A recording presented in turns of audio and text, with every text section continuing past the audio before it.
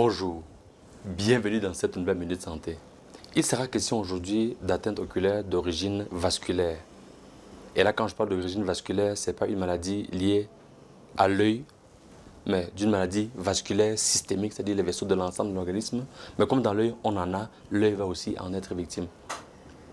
La maladie de Behçet, c'est une maladie auto-immune où les anticorps vont attaquer les parois vasculaires et ainsi entraîner leur fragilisation.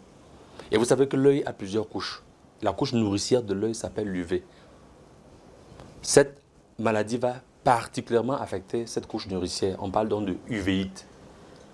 Et dans cette couche, nous aurons effectivement une fragilisation des vaisseaux avec une fuite de liquide et surtout des thromboses veineuses.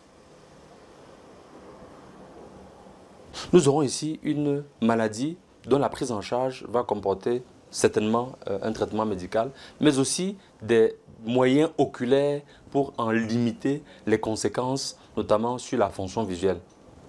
C'est en cela que des adaptogènes, et là je parle d'adaptogènes, ce sont des adaptogènes et systémiques et oculaires, parce qu'une maladie auto-immune est une maladie donc de dérèglement du système immunitaire, en effet. C'est un organisme qui ne se régule plus correctement et donc va commencer à produire des anticorps pour attaquer soi-même, ce qui est effectivement pas normal. Donc on aura des adaptogènes systémiques pour effectivement contrôler cette réponse immunitaire générale, mais on aura aussi des adaptogènes locaux dans le cadre de l'œil qui vont permettre d'atténuer l'impact de ces manifestations, n'est-ce pas? Mais aussi de renforcer les capacités de résistance des structures qui vont être ainsi attaquées par les anticorps et par les répercussions de ces lésions-là.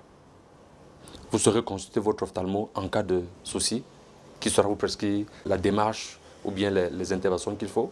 Et si celui-ci est au courant des adaptogènes, vous en profiterez. Bien informé, vous savez développer des réflexes santé de qualité parce que votre santé est votre premier capital.